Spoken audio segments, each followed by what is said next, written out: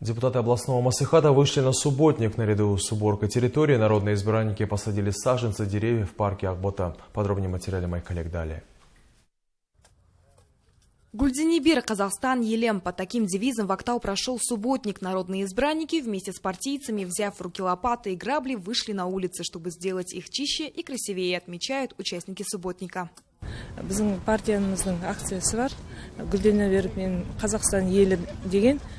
Сегодня члены партии Нуротан вместе с депутатами областного маслихата в рамках месячника вышли на субботник. Я думаю, это мероприятие послужит большим примером для горожан.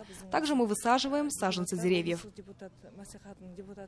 Порядка 100 человек приняли участие в субботнике. Среди них были представители молодежного крыла партии. Очистив парк от мусора, они высадили около 50 деревьев.